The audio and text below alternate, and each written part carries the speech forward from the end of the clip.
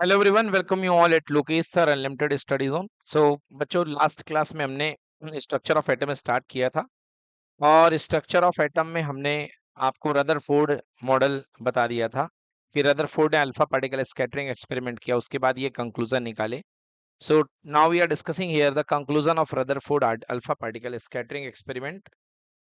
So, conclusion of Rutherford alpha particle scattering experiment show the presence of nucleus in the atom. So, father of nuclear physics Rutherford को इसीलिए बोला जाता है क्योंकि उसने कहा कि एटम के सेंटर में एक बहुत ही हार्ड, है ना, हार्ड एरिया एग्जिस्ट कर रहा है जहां पर पॉजिटिवली चार्ज हाईली कंसंट्रेशन में मौजूद है, and that part is called nucleus. That part is called nucleus, है ना। ये बारे में इस बारे में बात करी रदरफोर्ड साहब ने। न्यूक्लियस की डिस्कवरी का श्रेय उनको जाता है, ठीक है। मॉडल पूरे तरीके से बच्चों सक्सेस नहीं हुआ। It is given, it also given the following information about the nucleus of an atom. Nucleus के बारे में और कुछ बातें बताई उन्होंने। Nucleus of an atom is positively charge. आपने देख लिया कि न्यूक्लियस जो होता है एटम का क्या होता है, पॉजिटिवली चार्ज। बिकॉज आपने देखा था कि न्यूक्लियस के बाजू से जो अल्फा पार्टिकल निकले थे वो स्कैटर हो गए थे। सो ऑब्वियसली बेटा यहाँ पे रिपल्सन काम कर रहा, तभी वो क्या हो गए थे, स्कैटर हो गए थे, मतलब थोड़ा सा एंगल पे डेविएट हो गए थे, है ना। And out of 20,000 one particle exactly उसी पाथ में लौट करके आ गया था जैसा गया था, है ना। क्लियर है। एंड बाकी का स्पेस क्या था, एम्प्टी था। So nucleus of an atom is possibly चार second. Nucleus of an atom is very dense and hard. बताया मैंने, डेंस एंड हार्ड, क्योंकि लौट के आ रहा मतलब अनपेनेट्रेटेबल है, मतलब इसको पेनेट्रेट नहीं किया जा सकता, है ना। So this is very hard as well dense. Nucleus of an atom is very small as compared to the nucleus of the atom as a whole. मैंने बताया था कि अगर आपका फुटबॉल ग्राउंड है, आपका atom atom is like a football ground, so उसके अंदर एक मटर का दाना इज लाइक अ न्यूक्लियस। समझ में आ गया। So it is very small as compare to the size of the atom as a whole. मतलब आप अगर फुटबॉल ग्राउंड में एक मटर का दाना रख दिया जाए तो आप देख नहीं पाओगे, आपको दिखाई भी नहीं देगा आपकी आंखों से। समझ में आ गया ना, इतना छोटा है। The radius of the nucleus has been found to be about 10 की power 5 times smaller than radius of the atom. मतलब एटम की रेडियस, अगर आप बोलोगे कि न्यूक्लियस की रेडियस क्या होती है, तो R nucleus equal to R atom divide by 10 की पावर 5, इतना छोटा कर दोगे। मतलब 1 लाख टाइम कम करोगे, 1 लाख हिस्से करोगे, तब उसकी क्या बनेगी, एटम की, सॉरी न्यूक्लियस की रेडियस बनेगी। या यस, ये देखिए जिसकी हम बात कर रहे थे।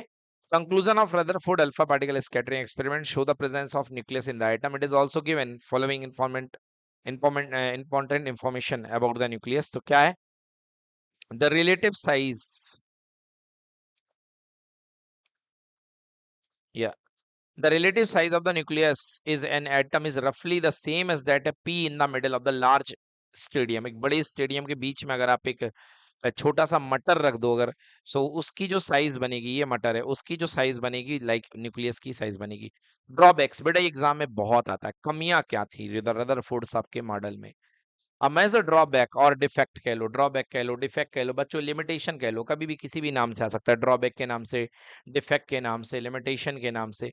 A major drawback or defect of Rutherford model of atom is that it does not explain any stability of the atom। ये एटम की स्टेबिलिटी को शो नहीं करता था, बिकॉज बेटा निगेटिव चार्ज जो है ना, यहाँ पे कंटिन्यूअसली मूव कर रहा है, ये सुनो। और कंटिन्यूअसली मूव कर रहा है मतलब ये लगातार एनर्जी रेडिएट करेगा। क्या करेगा बेटा, एनर्जी रेडिएट करेगा। क्लियर। और जब एनर्जी रेडिएट करेगा तो एक ऐसा समय आएगा कि अपनी एनर्जी देते देते देते देते कंटिन्यूअसली अपने पाथ को छोटा करेगा, and it should be collapse with the nucleus, है ना। बट ऐसा कभी होता नहीं है, क्योंकि अगर ऐसा होता तो ये करोड़ों साल से ये दुनिया चल रही है, तो करोड़ों साल में दुनिया को खत्म हो जाना था, क्योंकि सबके एटम ही खत्म हो जाते।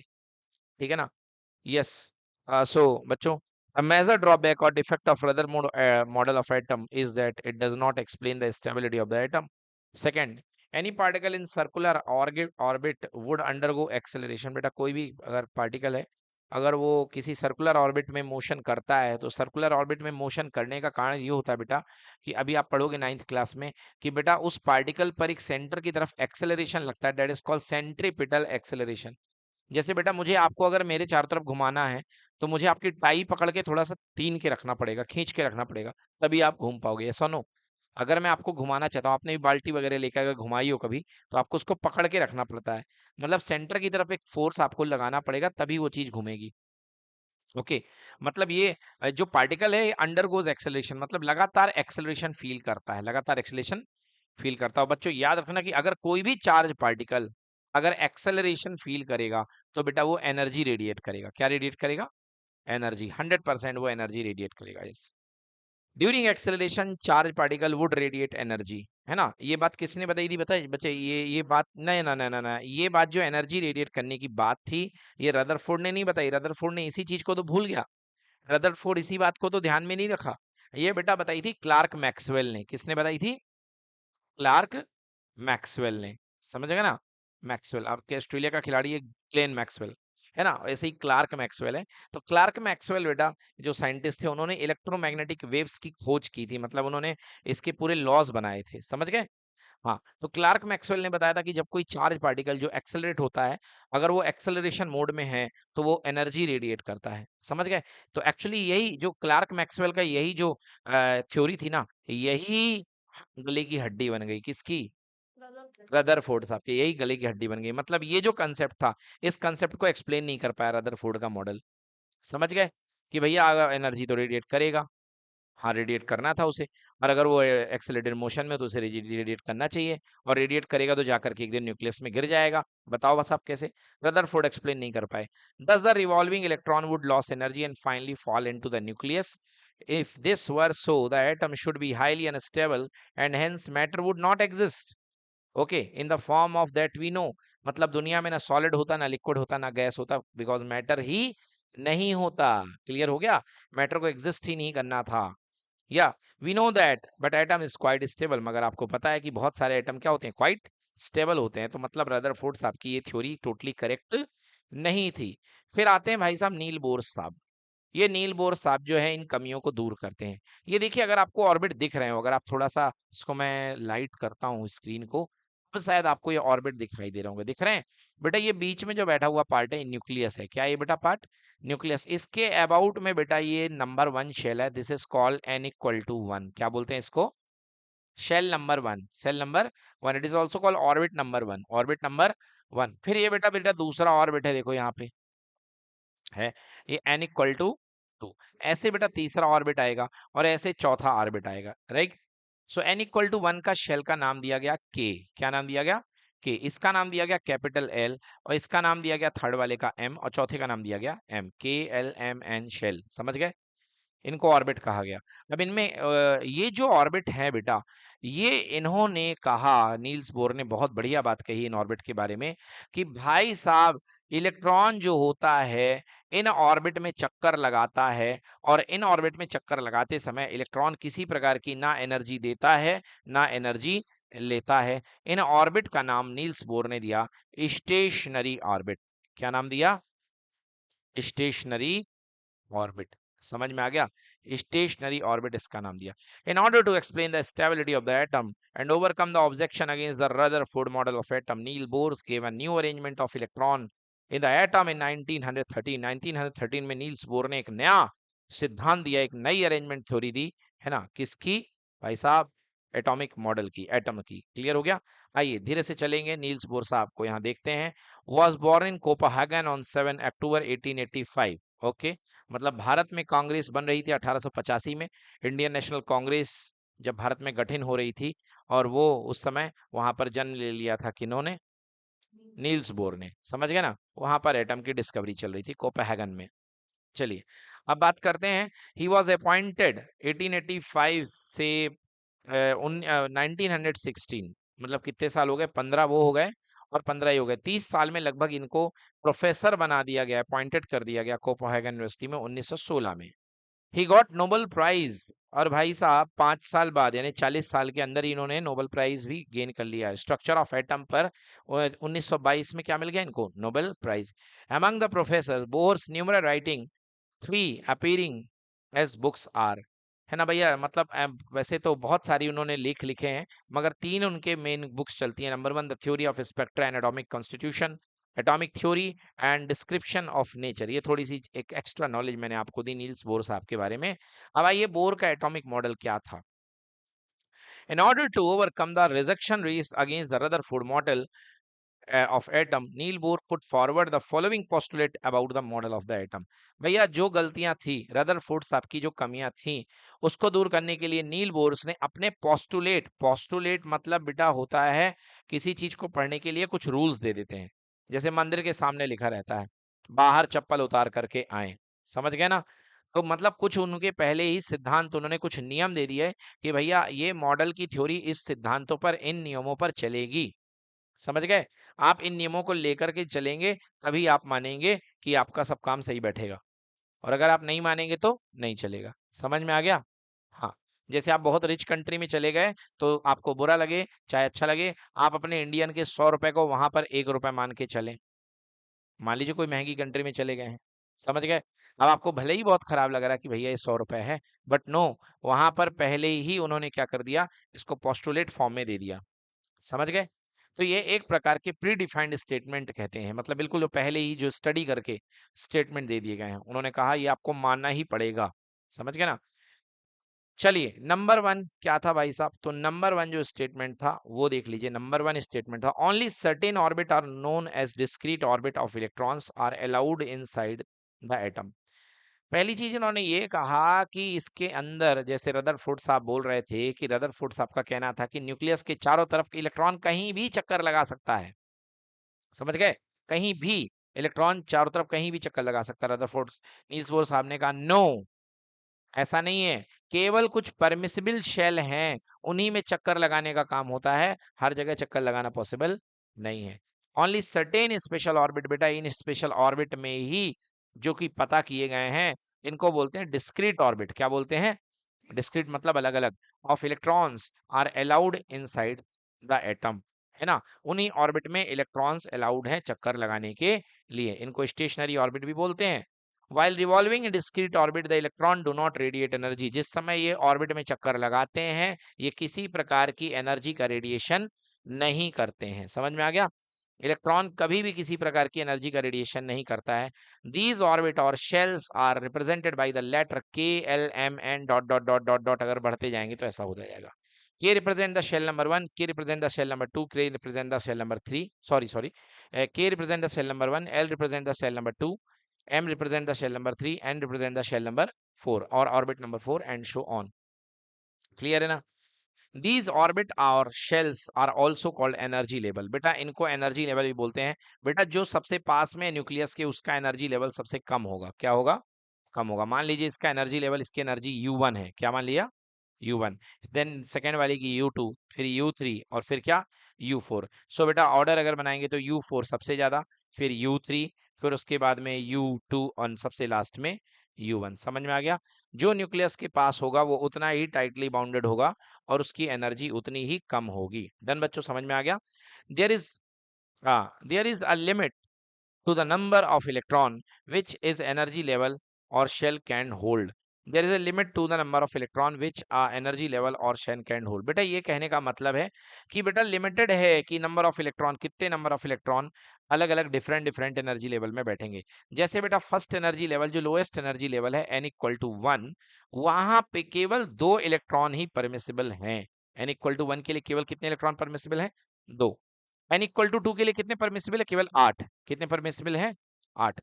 और you can say a shell can hold a finite number of electron, एक निश्चित नंबर ऑफ इलेक्ट्रॉन को एक शेल होल्ड कर सकती है। समझ में आया? The maximum number of electron which can be accommodated in a energy level of the atom is given by 2n²। अब ये इलेक्ट्रॉन मैक्सिमम कितने हो सकते हैं जो शेल होल्ड कर सकती है?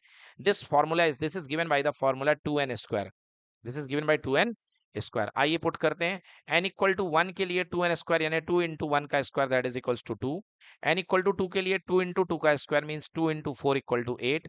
n=3 के लिए 2 into 3 का square that is equals to कितना बेटा?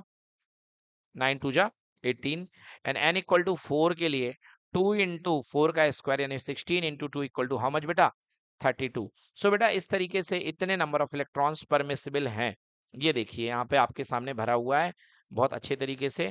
ये देखिए फर्स्ट शेल में न्यूक्लियस के शेल में कितने इलेक्ट्रॉन पॉसिबल है? 2। एल शेल में कितने? 8। एम शेल में कितने? 18। और एन शेल में कितने? 32। समझ में आ गया? तो इतने इलेक्ट्रॉन पॉसिबल्स हैं यहाँ पे। अब आइए बात करते हैं कुछ और सब एटॉमिक पार्टिकल की, क्योंकि तब तक खोज लिया गया था, प्रोटॉन भी खोज लिए गए थे। समझ में आ गया ना? आपको याद है कैनॉल रेज? तो कैनॉल रेज से क्या खोज हो चुकी थी? प्रोटॉन की। Yes. Discovery of neutron and characteristics, तो प्रोटॉन खोज लिया, इलेक्ट्रॉन खोज लिया, बात आती है न्यूट्रॉन की। किसकी बात आती है? न्यूट्रॉन की। तो न्यूट्रॉन की खोज किसने करी भैया? जेम्स चैडविक ने। किसने करी? जेम्स चैडविक ने। समझ? चलिए देखिए, तो अब है हमको पढ़ना है discovery of neutron and characteristics. तो बेटा डिस्कवरी ऑफ न्यूट्रॉन पे पहले जाने के लिए ये थोड़ा सा आप देखिए यहाँ पे, composition of atom of the first 18 element with electron distribution in various shell. अब मैं पहले आपको यहाँ पे इलेक्ट्रॉनिक कन्फिग्रेशन बता रहा हूँ या इलेक्ट्रॉनिक अरेंजमेंट बता रहा हूँ। बेटा ये बहुत इंपॉर्टेंट है, ध्यान से सुनना। चलिए ये हमने कॉलम बना लिया। Number of element hydrogen, atomic number आपको पता है हाइड्रोजन का कितना है? 1। इलेक्ट्रॉन भी कितने होंगे? 1। फर्स्ट शेल में आएगा ऑब्वियसली। ये देखिए हाइड्रोजन का कॉन्फ़िगरेशन। और आप लोग आज ही आदत डालिए कि इनको सबको आपको बनाना है, ठीक है ना? एटलीस्ट कितने? 18 तक के आपको बनाने हैं। चलिए सेकंड नंबर पे कौन आता है बेटा? हीलियम। हीलियम एटॉमिक नंबर 2 और इलेक्ट्रॉनिक कॉन्फ़िगरेशन कितना हो जाएगा? 2। बेटा फर्स्ट शेल भर चुकी है, पूरी कंप्लीट हो चुकी है। अब इसके बाद कॉमा लग करके नेक्स्ट शेल स्टार्ट हो जाएगी। लिथियम का होता है 3, तो बेटा कॉन्फ़िगरेशन क्या बनेगा? डिस्ट्रीब्यूशन 2, 1। नाउ ये देखिए फर्स्ट शेल में 2 इलेक्ट्रॉन एंड लास्ट में, लास्ट यानी कि सेकंड शेल में कितने इलेक्ट्रॉन? 1। समझ में आ गया बेटा? बेटा जो बाहर का शेल होता है ना, इसका नाम पड़ जाता है वैलेंस शेल। क्या पड़ जाता है? Valence shell. समझ में आ गया? जो बाहर की आउटर मोस्ट शेल होती है, इसी को वैलेंस शेल बोलते हैं। समझ गए? अब देखो लिथियम की वैलेंसी 1 क्यों होती है, +1 क्यों होती है? बिकॉज एक इलेक्ट्रॉन रख करके फालतू परेशान है, ये इसको डोनेट कर देगा। क्या कर देगा? डोनेट कर देगा, इलेक्ट्रिकली पॉजिटिव बन जाएगा और लिथियम प्लस आयन बना देगा। क्लियर हो गया? That is why. सेकंड आ जाइए बेरिलियम। बेरिलियम का electronic number 4, atomic number 4 and 2, 2। तो ये देखिए बेरिलियम का शेल 2, 2। देन बोरॉन, बोरॉन का 5 होता है 2, 3। ये बोरॉन की स्ट्रक्चर है। देन इसके बाद कार्बन की स्ट्रक्चर 2, 4 बनेगी। देखिए कार्बन का 2, 4। देन इसके बाद नाइट्रोजन में 2, 5। ओके ये देखिए, तो बाहर 5 इलेक्ट्रॉन, तो वैलेंसी बन जाएगी इसकी 3, बिकॉज 3 एक्सेप्ट कर लेगा। डन। देन ऑक्सीजन का बन गया अपने पास 2, 6। तो देखिए अंदर 2 है, बाहर 6 है, तो वैलेंसी बन जाएगी -2, यानी कि 2 इलेक्ट्रॉन ले लेगा किसी से। That's why it is electronegative. क्या होता है? इलेक्ट्रोनेगेटिव। ये सब मैंने आपको समझाया ना, याद है ना कि नहीं याद है? नेम ऑफ एलिमेंट बात करते हैं नेक्स्ट फ्लोरीन की। तो fluorine having 9 electron, so the configuration is 2, 7। Then neon, बच्चा ऑक्टेट फुल हो गया बेटा 2, 8। वैलेंसी कितनी होगी बोलो? 0। कितनी होगी वैलेंसी? 0। नियॉन स्टेबल होता है, that is called noble gas. क्या होता है? Noble gas. और इसके इसके ग्रुप को बेटा, नोबल गैस के ग्रुप को बोलते हैं जीरो ग्रुप। क्या बोलते हैं? जीरो ग्रुप, क्योंकि वैलेंसी 0 होती है इनकी। सोडियम आ जाइए, थर्ड सेल इंट्रोड्यूस हो जाएगी 2, 8, 1। देन मैग्नीशियम 2, 8, 2, आउटर मोस्ट में 2। देखो बेटा ये बहुत हाईली रिएक्टिव क्यों होते हैं? क्योंकि एक इलेक्ट्रॉन है, तो झपाक से देने के लिए तो राजी राजी रहेगा। बोलो है ना? इसलिए सोडियम बहुत रिएक्टिव होता है, क्योंकि एक इलेक्ट्रॉन है, तुरंत अपने आप इलेक्ट्रॉन किसी ना किसी को देना चाहता है कि भाई फटाक से ले जाओ। समझ गए? That's why it is said to be very very very much reactive. Now बात करते हैं मैग्नीशियम की। देखिए magnesium 2, 8, 2। Then aluminium 2, 8, 3, outermost में 3 इलेक्ट्रॉन। सिलिकॉन 2, 8, 4। अब 4 के सामने दो चीजें हैं, या तो 4 ले ले या 4 दे दे। तो मैंने बताया था सिलिकॉन का स्ट्रक्चर क्या होता है? Metalloid, that having the property of both metal and non metal, दोनों की प्रॉपर्टी रखता है। So silicon is said to be metalloid. क्या है बेटा ये? हाँ। Then phosphorus is a non metal 2, 8, 5। बोलो क्लियर? वैलेंसी कितनी होगी? 3 की, 3 ले लेगा, -3। क्लियर की नॉट क्लियर? देन उसके बाद सल्फर -2, वैलेंसी 2, 8, 6। क्योंकि 2 है, 8 है, 6 है, तो 6 से 8 बनाने के लिए बाहर कितने चाहिए? 2। क्लियर की नॉट क्लियर? देन इसके बाद में क्लोरीन, क्लोरीन बेटा 17, 2, 8, 7। ये भी बहुत रिएक्टिव होगा, क्योंकि 7 है, कितने हैं बाहर? 7 है, तो किसी एक से लूट लेगा एक, हाँ या ना? भाई 7 तो दे नहीं सकता, तो किसी एक से एक लूट लेगा। क्लियर? तो एक लूट करके अपना क्या बना लेगा? ऑक्टेट पूरा कर लेगा। कर लेगा कि नहीं करेगा? यस। तो 2, 7, 8 एंड लास्ट आर्गन 18, 2, 8, 8। बोलो ऑक्टेट कंप्लीट हो गया, मतलब ये वैलेंस हो गया। क्या हो गया? वैलेंस हो गया। आगे बात समझ बच्चों? तो ये इस तरीके से आपने देखा, ये पूरा का पूरा 18 एलिमेंट का, है ना, किस तरीके से डिस्ट्रीब्यूशन होता है। And this distribution is called electronic configuration. क्या बोलते हैं इसको बेटा? या this distribution is called electronic configuration. Configuration. तो बच्चों कभी भी आपको अगर इलेक्ट्रॉनिक कॉन्फ़िगरेशन लिखने को आए तो इस तरीके से लिखा करो 2,8,5 या 2,8,2, जितना आपको जिस शेल में जितने इलेक्ट्रॉन गए हैं। डन। चलिए अब बात करते हैं atomic number and mass number. Atomic number and mass number, yes. ये देखिए जेम्स चैडविक की हमने बात की थी। तो 20 अक्टूबर 1891, 1891 मतलब कि रदरफोर्ड साहब के बाद में, है ना। वो 1885 के थे, ये उनसे 6 साल बाद के थे।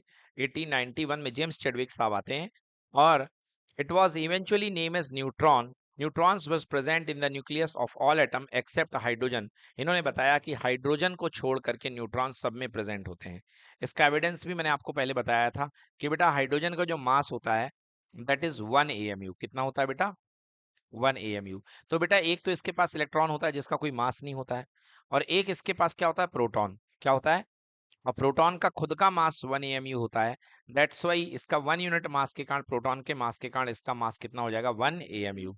क्लियर हो गया?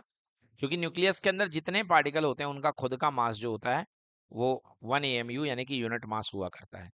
क्लियर हो गया? अभी और चीजें समझ में आएंगी धीरे धीरे, don't worry. Yes. In general neutron are represent as n. The mass of the n atom therefore is given by the sum of masses of proton and neutron present in the nucleus. मतलब बेटा अगर किसी के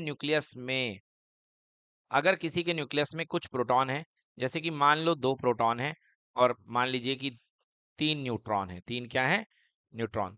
तो बेटा यहाँ पे क्या आ जाएगा? इसका जो टोटल मास आएगा एटम का, एटम का mass, atomic mass is denoted by A, denoted by A, that is equals to mass of proton plus mass of non electron, neutron, mass of neutron. Electron का कोई मास होता नहीं है। तो ये देखिए यहाँ पे प्रोटॉन 3 है तो इसका मास कितना होगा? 3 यूनिट। कितने यूनिट बेटा? 3 यूनिट। और यहाँ पे 3 न्यूट्रॉन है तो इसका मास कितना होगा? 3 यूनिट। बोलो ऐसा नो। सो 3 + 3 = कितना इसका मास हो गया? 6 यूनिट। समझ में आ गया? तो इसका मास हो गया 6 यूनिट। बेटा यूनिट मतलब वही होता है एएमयू। यूनिट का मतलब कितना होता है? एएमयू। मतलब एग्जैक्टली इसका जो बोला जाएगा mass that is equal to 6 AMU, 6 AMU, and that is equal to 6 multiplied by 1 AMU। समझ में आया बेटा? 6 multiplied by 1 AMU। हुआ कि नहीं हुआ? मतलब 1 MU यानी हाइड्रोजन के मास का लगभग 6 गुना, एग्जैक्टली 6 गुना। बोलो क्लियर कि नॉट क्लियर? तो बेटा ये जो नंबर है ना इसको बोलते हैं मास नंबर। क्या बोलते हैं हम? Mass number. क्योंकि ऐसा तो नहीं होगा कि बेटा हर बार बिल्कुल इंटीजर मास आएगा, नो। 1 एएमयू मैंने आपको बताया था, 1 AMU that is equal to 1 AMU जो होता है atomic mass unit, that is equal to 1.67 into 10 की पावर -27 ग्राम। 10 की पावर -27 ग्राम। समझ में आया? अभी आ जाएगा शायद, मैं थोड़ा सा 27 को लेके कंफ्यूज हूँ तो देख लेंगे, है ना। सो ये बेटा इतना, ये इतने नंबर इतना कम होता है बेटा इसका मास, इसीलिए। तो अगर आप कभी भी लिखोगे ना 2 AMU, तो 2 AMU मतलब 2 times of 1 AMU, 2 times of 1 AMU। तो बच्चों मास नंबर की बात हो रही है तो मास नंबर कितना होगा? 2 होगा। मास नंबर कितना होगा? 2। मतलब मास नंबर जो है वो टोटल काउंट है कि कितने कितने प्रोटॉन है और कितने न्यूट्रॉन है। समझ गए? So yes, what is atomic mass? Atomic mass of an atom therefore given by the sum of masses of proton and neutron present in the nucleus। समझ में आया बेटा? यस। अभी हम बहुत डिटेल में जाएंगे। Characteristics of the neutron. Mass of neutron बेटा, न्यूट्रॉन का mass that is equals to 1 unit, वही 1 यूनिट यानी कि लगभग 1 एएमयू जिसने हमने बात की थी। ओके यस, 1 यूनिट इसका मास होता है।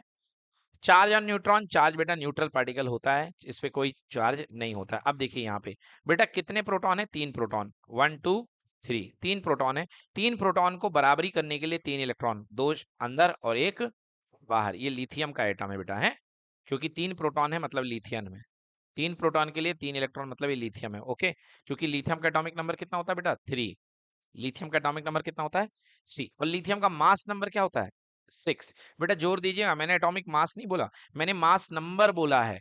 मास नंबर कितना होता है? 6। मतलब मतलब लिथियम के अंदर 6 न्यूक्लियॉन्स हैं। कितने न्यूक्लियॉन्स हैं? हाँ, इसके अंदर कितने न्यूक्लियॉन्स हैं?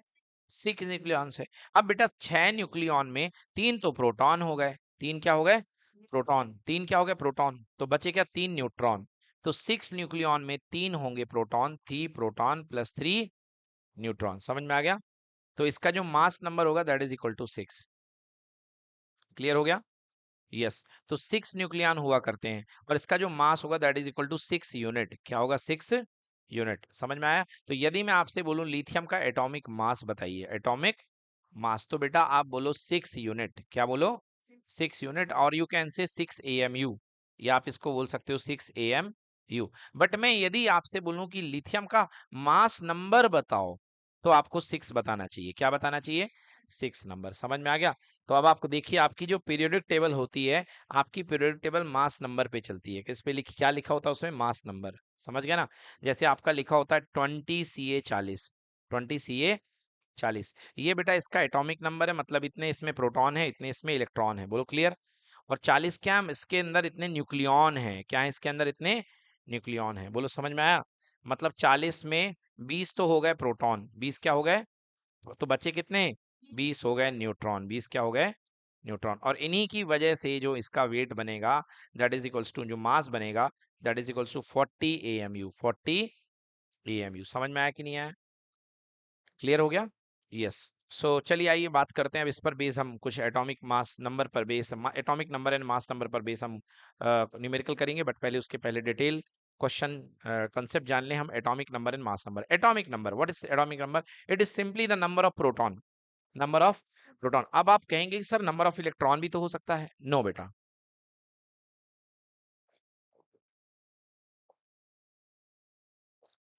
नंबर ऑफ इलेक्ट्रॉन को आप एटॉमिक नंबर प्योर नहीं कह सकते। क्यों?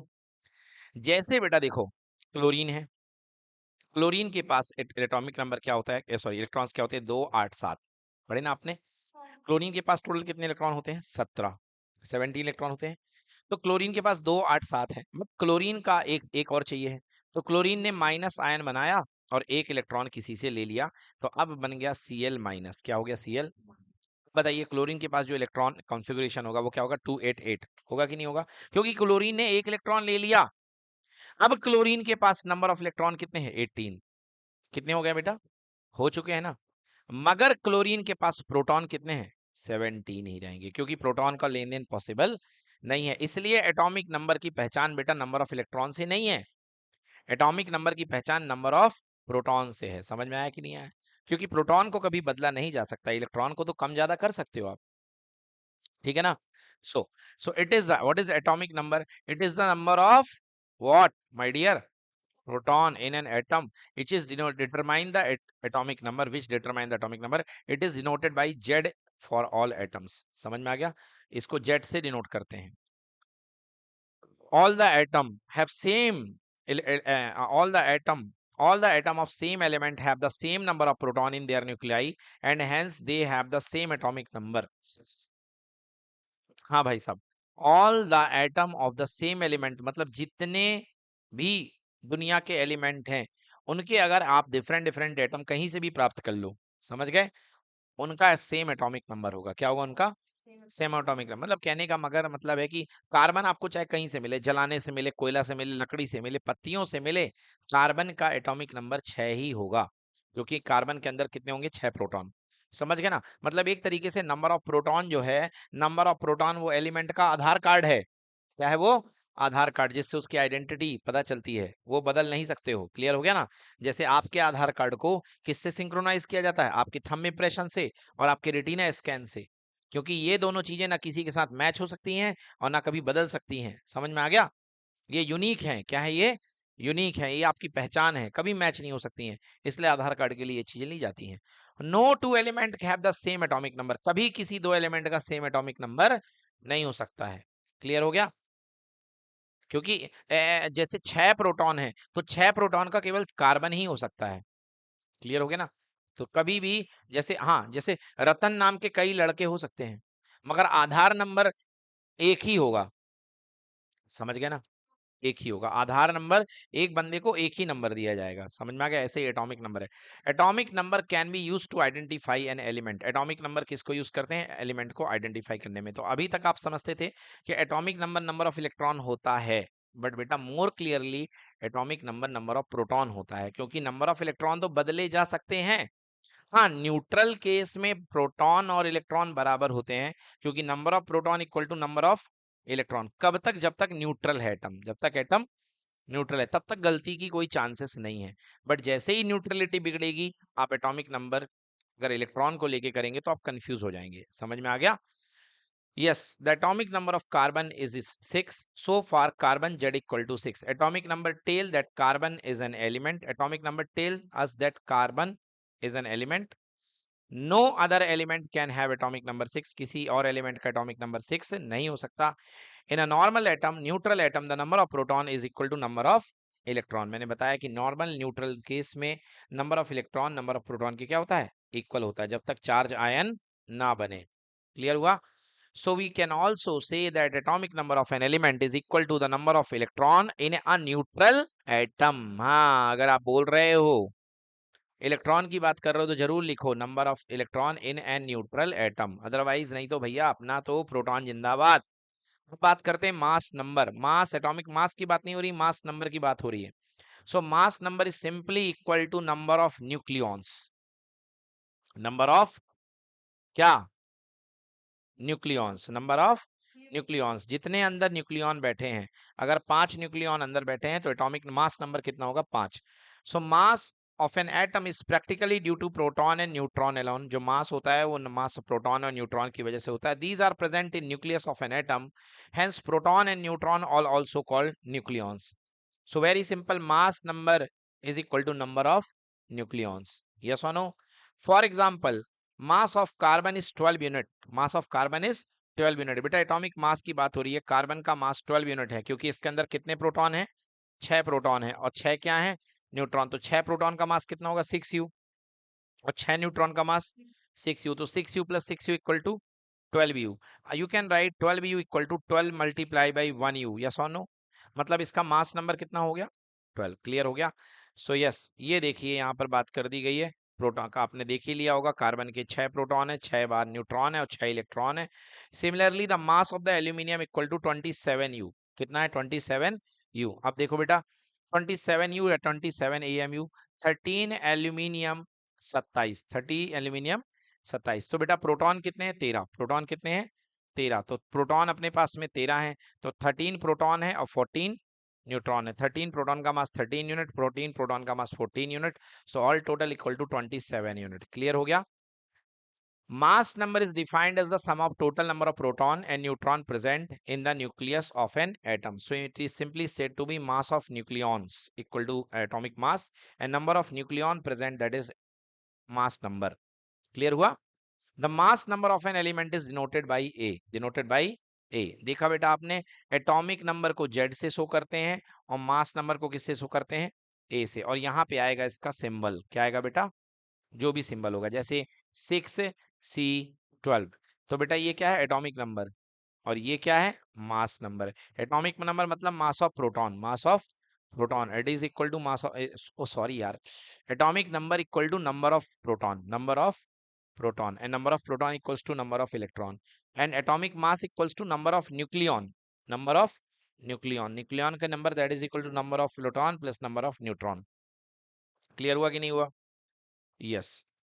So the mass number is defined as the total number of proton and neutron present in the nucleus of the atom. In the notation of the atom, atomic number, mass number, symbol of the element due to written as, हाँ ये देखिए इस तरीके से लिखा जाता है। Yes, देखिए नीचे लिखा जाता है एटॉमिक नंबर, ऊपर लिखा जाता है मास नंबर, और यहाँ पे बीच में क्या होता है? सिंबल। लाइक जेड है, यहाँ पे आपका एटॉमिक नंबर, और यहाँ पे एक्स, और यहाँ पे क्या? A. A is related mass number, Z is atomic number, और एक्स उस एलिमेंट का क्या है? सिंबल। क्लियर हुआ कि नहीं हुआ? फॉर एग्जांपल नाइट्रोजन को आप लिखते हो 7n14, 7n14। Mass number equal to number of proton plus number of neutrons, बताया ना मैंने? mass number equal to number of proton plus number of neutrons. Since the number of proton of an atom equal to number of atomic number of that element, we can rewrite above relation by putting atomic number in place of number of proton. तो सीधी बात है, यहाँ पे आप number of proton की जगह atomic number भी लिख सकते हो, कोई जरूरत नहीं है, हमको समझ में आ चुका है, ठीक है ना? क्यों कॉम्प्लेक्सिटी बढ़ाएं भाई? चलिए, so mass number equal to atomic number plus number of neutron. Logic समझ में आया? भैया जितने एटम है एटॉमिक नंबर है, उतना ही तो प्रोटॉन है, बोलो हाँ या ना? तो mass number equal to atomic number plus number of neutron, बात वही हो गई। क्लियर कि नॉट क्लियर? अब बात करते हैं बच्चों नेक्स्ट, अच्छे अच्छे कुछ टाइप्स आने वाले हैं। नेक्स्ट है isotope. Isotope and different example. सबसे पहले हम आइसोटोप के बारे में बात करेंगे बेटा, आइसोटोप्स क्या होते हैं। यस बेटा, पहले हम बात करते हैं आइसोटोप के बारे में, बाद में बात करेंगे। Helium atom have atomic mass 4 unit and 2 proton in nucleus, how many neutron it does have. यार ये कोई पूछने की बात है। लियो भैया, हीलियम की बात कर रहे हो, हीलियम का एटॉमिक नंबर 2 है, 2He4, 2He4। बताइए नंबर ऑफ प्रोटॉन कितने हैं बेटा, 2। नंबर ऑफ प्रोटॉन कितने हैं, अच्छा 4 क्या होता है, टोटल न्यूक्लियन, मतलब number of proton plus number of neutron equal to कितने हो गए, 4 हो गए। अब प्रोटॉन ऑलरेडी भाई ये सब है, तो number of neutron 4 minus 2, number of neutron कितना आ जाएगा, 2 आ जाएगा। तो यही है जनाब, यही क्वेश्चन ये पूछ रहे हैं। ये देखिए solution, we have know that the atomic mass is numerically equal to the mass number of an atom, since the helium atom of an atomic number is mass is 4 unit, therefore the mass number of helium atom will be 4, the number of proton in the helium nucleus has been given by 2। now mass number equal to number of proton plus number of neutron, तो भैया 4 बराबर 2 plus number of neutron हो गया, तो number of neutron की value हो जाएगी 4 minus 2 and that is equals to 2। बच्चों बनता है आपसे, इसलिए मैं बहुत तेज तेज बता रहा हूँ, है ना। सो हीलियम एटम के पास कितने न्यूट्रॉन होते हैं, 2 न्यूट्रॉन, ठीक है। चलिए अब आइसोटोप की बात हमने शुरू करी थी, आइसोटोप की हम बात करते हैं। देखिए बेटा, मैं अगर हाइड्रोजन की बात करूं तो हाइड्रोजन के 3 आइसोटोप प्रेजेंट होते हैं, 1H1, 1H2 एंड 1H3। इनको देख के बताइए इनके अंदर क्या है। सबके अंदर नंबर ऑफ प्रोटॉन कितने हैं, 1, ठीक है ना। मगर इसके अंदर नंबर ऑफ प्रोटॉन के नंबर ऑफ न्यूट्रॉन कितने हैं, 0, बिकॉज इससे इसको माइनस करते हैं तो नंबर ऑफ न्यूट्रॉन आते हैं कि नहीं आते। तो इसके अंदर कितने न्यूट्रॉन है, 0 न्यूट्रॉन। इसके अंदर कितने न्यूट्रॉन है, 1 न्यूट्रॉन है। इसके अंदर कितने न्यूट्रॉन है, 2 न्यूट्रॉन है। मतलब सबसे ज्यादा हैवी हाइड्रोजन ये वाला है, बोलो ये सुनो। मतलब एक ही एटम के कुछ ऐसे सैंपल्स होते हैं जिनके एटॉमिक मास तो सेम, सॉरी एटॉमिक नंबर तो सेम होते हैं, मगर एटॉमिक मास क्या होते हैं, डिफरेंट डिफरेंट। समझ में आ गया। मतलब ये कहा जाए इनके पास प्रोटॉन तो सेम है बट न्यूट्रॉन क्या है, अलग अलग हैं। इनको कहा जाता है आइसोटोप। क्या बोलते हैं, आइसोटोप। लाइक देखिए यहाँ हाइड्रोजन के 3 आइसोटोप, सबसे पहले वाले में केवल और केवल एक प्रोटॉन है, यहाँ पे न्यूट्रॉन है क्या, नहीं है, नहीं है ना। तो बेटा इसका नाम है प्रोटियम। क्या नाम है इसका, protium. This is denoted by 1H1। क्या है ये, 1H1। देखिए एक प्रोटॉन हो गया, बोलो हाँ, और वही प्रोटॉन ऊपर आ गया है, एक न्यूक्लियन, मतलब एटॉमिक मास कितना है, 1 है। अब यदि बात करोगे 1H2 की, 1H2 की, तो बेटा Z इक्वल टू 1 है, यानी एटॉमिक नंबर 1 है, नंबर ऑफ प्रोटॉन 1 है, and number of neutron, number of nucleon कितने हैं, 2। नंबर ऑफ न्यूक्लियन कितने हैं, 2 हो गए। मतलब इसके पास एक न्यूट्रॉन हो गया कि नहीं हो गया, एक प्रोटॉन हो गया और एक न्यूट्रॉन हो गया। तीसरे वाले में देखिए 1H3, तो एक हो गया प्रोटॉन, एक हो गया प्रोटॉन, और दो क्या हो गए, न्यूट्रॉन, दो क्या हो गए। समझ में आया। मतलब न्यूट्रॉन की संख्या बदल रही है, न्यूट्रॉन की संख्या बदल रही है। तो इस प्रकार के एटम को, है ना, इन ये जो एटम्स आपस में आ रहे हैं इनके कलेक्शन को बोलते हैं आइसोटोप्स। क्या बोलते हैं इनको, आइसोटोप्स। समझ में आ गया। Yes, isotope are the atoms of the same element having same atomic number but different atomic mass number। समझ में आ गया। मतलब इनका एटॉमिक नंबर सेम होता है मगर इनके एटॉमिक मास क्या होते हैं, अलग अलग होते हैं। अच्छा ऐसा क्यों होता है, क्योंकि इनके पास प्रोटॉन तो सेम होते हैं बट न्यूट्रॉन इनके बदल जाते हैं। न्यूट्रॉन क्या हो जाते हैं, बदल जाते हैं, ठीक है। एग्जाम्पल, ये देखिए कार्बन के बेटा 2 आइसोटोप होते हैं, एक होता है 6C12, एक होता है 6C14। 6C12 और 6C14 दोनों के एटॉमिक नंबर कितने हैं बेटा, 6। मतलब नंबर ऑफ प्रोटॉन दोनों में कितने हैं, 6 है। बोलो यस की नो, दोनों में नंबर ऑफ प्रोटॉन कितने हैं, 6 है। बट एक में 12 है, एक में 14। मतलब न्यूट्रॉन एक में कितने हो जाएंगे, 6, और दूसरे वाले में कितने, 8। मतलब ये वाला जो आइसोटोप आएगा ये हैवी होगा। क्या होगा, हैवी होगा। बोलो होगा कि नहीं होगा। हाँ बेटा, ये जो होता है ना कार्बन 12, ये कार्बन 12 जो होता है ये नॉर्मल आइसोटोप है।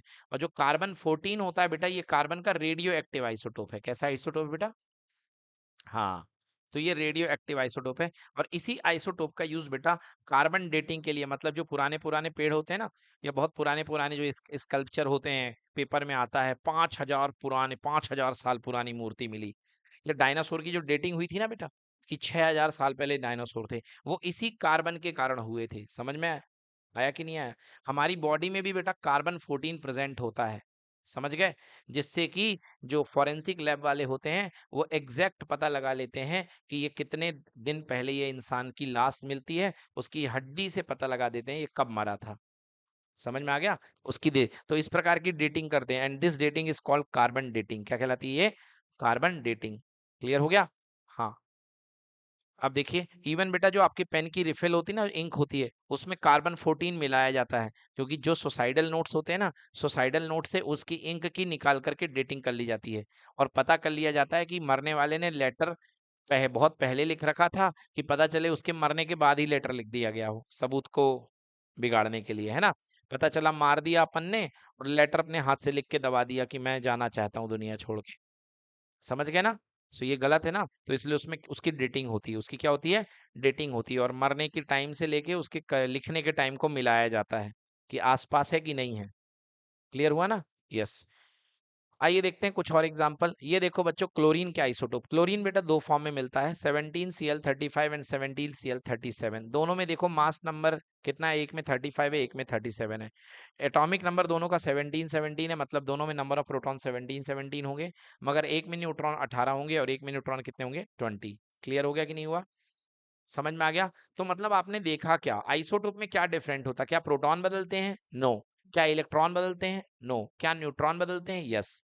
तो आइसोटोप में क्या बदलते हैं? ओनली न्यूट्रॉन, और न्यूट्रॉन के बदलने से आइसोटोप आता है, ठीक है ना। केमिकल प्रॉपर्टी और द आइसोटोप्स आर सेम। हाँ बेटा, इनकी केमिकल प्रॉपर्टी सबकी क्या होती है? सेम होती है। क्योंकि केमिकल प्रॉपर्टी किस पे डिपेंड करती है बेटा? एटॉमिक नंबर पे। किस पे डिपेंड करती है? एटॉमिक नंबर पे। 17, तो 17 है तो इसको भी 18 बनाने के लिए 1 चाहिए है, और इसको भी 18 बनाने के लिए क्या चाहिए? 1 चाहिए, मतलब दोनों की वैलेंसी 1 ही होगी।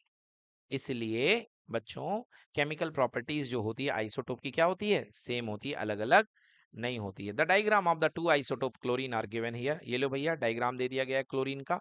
दो आइसोटोप हैं, देखिए नंबर 1 वाले में 17Cl35, ये डायग्राम दिया गया है 17Cl35 का। देखिए 17 न्यूट्रॉन है, सॉरी सॉरी 17 प्रोटॉन है और 18 न्यूट्रॉन है, और बाहर 17 इलेक्ट्रॉन है। नेक्स्ट देखिए क्लोरीन 35, ऊपर क्लोरीन 35 था, अब देखिए chlorine 37। Chlorine 37 electronic configuration same है, बिकॉज 17 इलेक्ट्रॉन है, 17 प्रोटॉन है, बस बदल क्या गया? 20 न्यूट्रॉन। क्या हो गया? 20 neutron. Mass number, atomic mass इसका 37 हो गया, मतलब 2 न्यूट्रॉन बढ़ गए।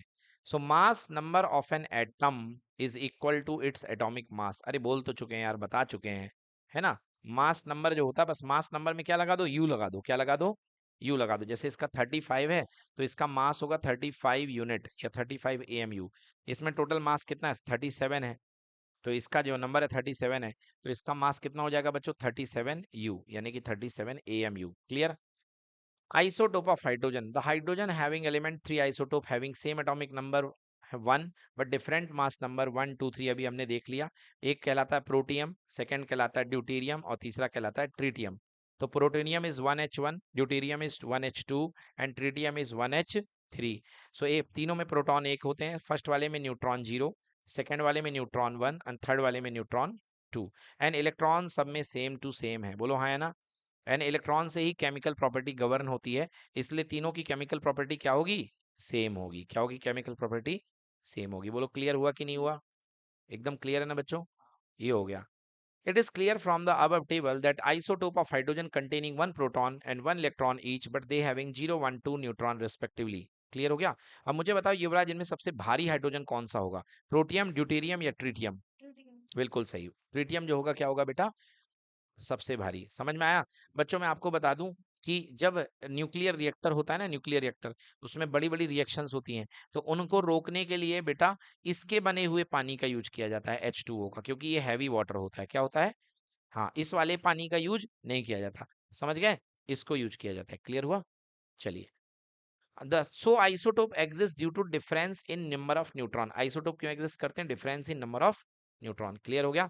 The diagram of 3 isotope of hydrogen given below. ये देखिए हाइड्रोजन के वही इलेक्ट्रॉन भी एक है, प्रोटॉन भी एक है, बस पहले वाले में कोई न्यूट्रॉन नहीं है, दूसरे वाले में एक न्यूट्रॉन है और तीसरे वाले में 2 न्यूट्रॉन है। क्लियर हो गया? यस। सो पहले वाले का मास 1 यूनिट है, दूसरे वाले का मास 2 यूनिट है एंड तीसरे वाले का मास 3 यूनिट है। सबसे हैवी क्या हो गया? ट्रीटियम। ट्रीटियम क्या नाम है? ट्राइटियम या ट्रीटियम। अब आइसोटोप एंड देयर एप्लीकेशन, बेटा आइसोटोप बहुत काम के होते हैं हमारे जीवन में, उनका एप्लीकेशन भी है। Carbon element has 3 isotope, one is carbon 12, carbon 14 and carbon 13। Carbon 12, 13, 14, ये देखिए कार्बन के पास पहले वाला कार्बन जो नॉर्मली हम पढ़ते हैं that is equal to 6 proton and 6 neutron, second वाला 6 proton and 7 neutron, and third one is 6 proton and 8 neutron. ठीक है बेटा, this is 6c12, 6c13 and 6c14। तीनों में देखिए प्रोटॉन सेम है 6 6 6, बस न्यूट्रॉन बदल रहे हैं, पहले में 12, पहले में 6, दूसरे में 7, तीसरे में 8। क्लियर हो गया।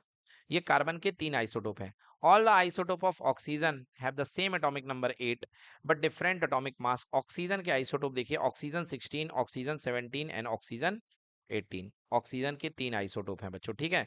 Since the masses of the isotope of an element is slightly different, therefore physical properties of the isotope of an element is slightly different. देखिए केमिकल प्रॉपर्टी को कौन गवर्न करता है? Number of electron. Chemical property कौन तय करता है? Number of electron. तो नंबर ऑफ इलेक्ट्रॉन तीनों में क्या है? सेम है। मगर फिजिकल प्रॉपर्टी यानी कि वजन, तो वजन को तय करेगा नंबर ऑफ न्यूट्रॉन और नंबर ऑफ प्रोटॉन।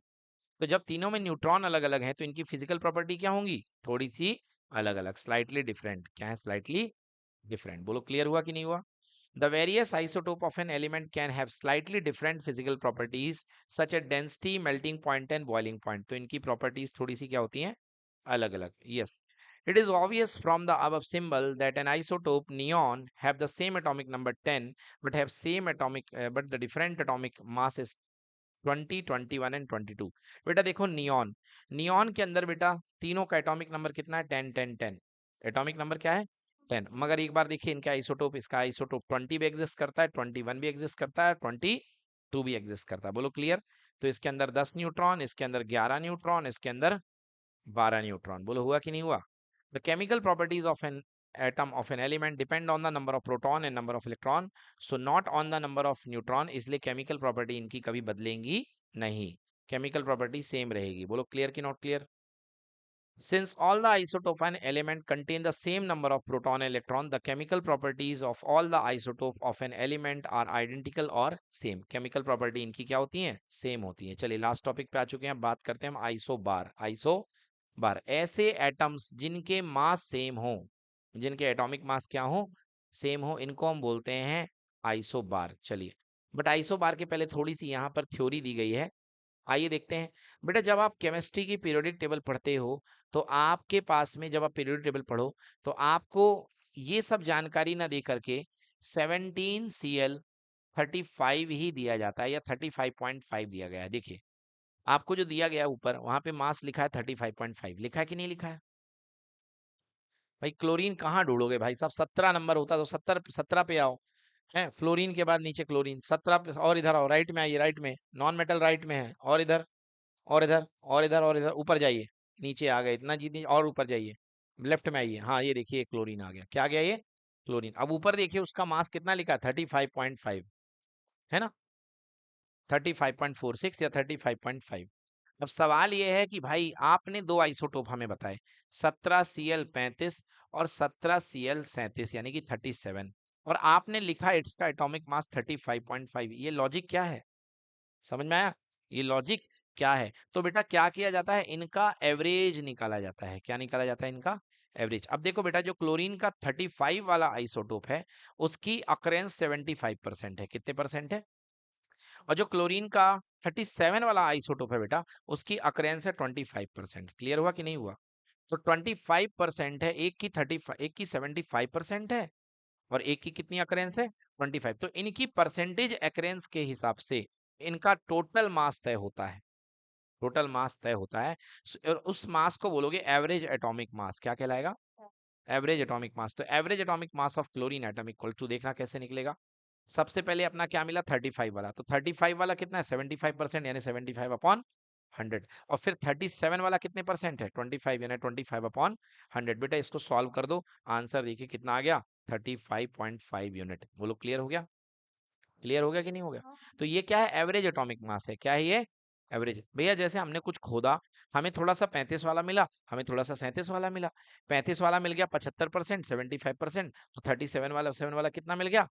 25%। तो हमने एज ए टोटल बोला कि इस सैंपल का एवरेज एटॉमिक मास कितना है, तो इसका एवरेज एटॉमिक मास कितना होगा? 35.5। 35.5। 5 यूनिट। क्लियर?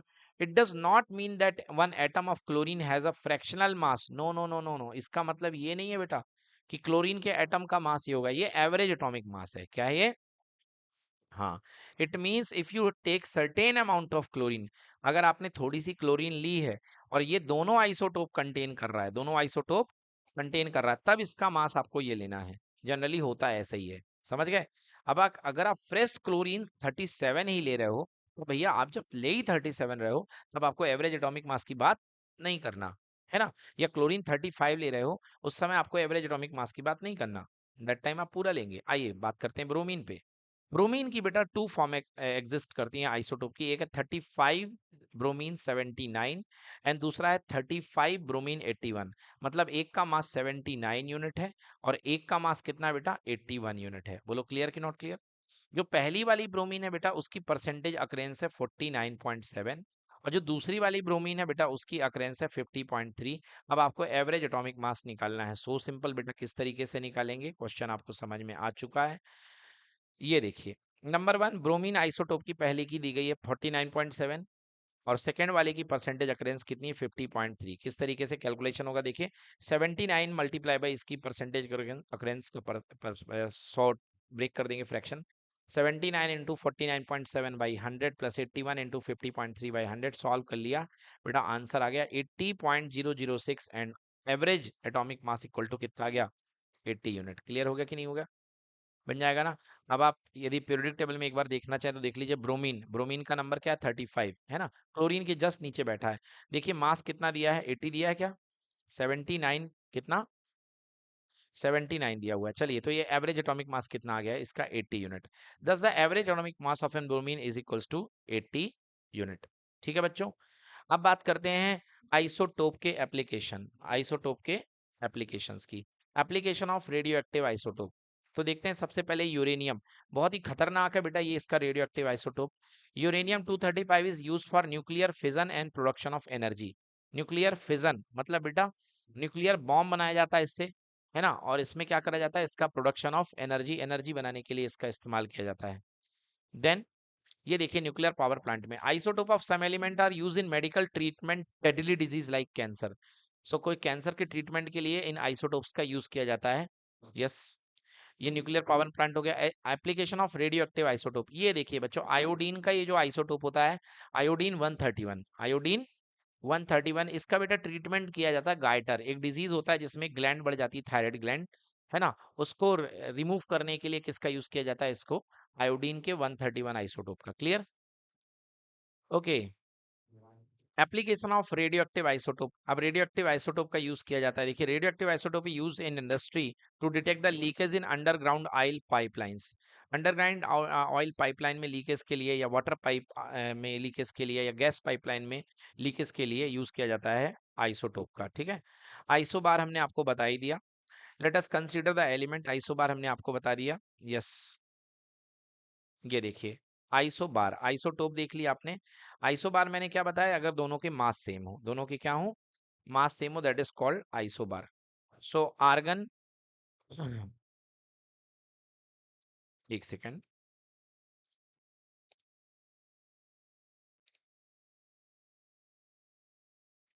देखिए, हम बात कर रहे हैं आइसोबार्स की। तो आइसोबार हमने बताया आपको कि कुछ ऐसे एलिमेंट होते हैं जिनके एटॉमिक नंबर सेम होते हैं, मगर सॉरी, हाँ ठीक है, एटॉमिक नंबर अलग अलग होते हैं बट एटॉमिक मास डिफरेंट होते हैं, एटॉमिक मास सेम होते हैं। आइसोटोप में मैंने बताया था क्या?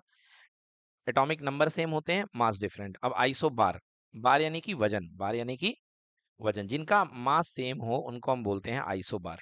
अच्छा, तो आइसोबार क्यों बनेंगे? लॉजिकली आइसोबार इसलिए बनेंगे क्योंकि इनके अंदर नंबर ऑफ न्यूक्लियॉन्स सेम होंगे।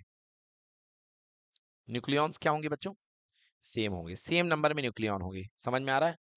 चलिए, atom of different element having different atomic number but same atomic mass number, same atomic. Example देखो बेटा यहाँ पे आइसोबार्स के, आर्गन एंड कैल्शियम। कार्ब, आर्गन का नंबर क्या होता है? एटॉमिक नंबर 18 और कैल्शियम का कितना होता है? 20।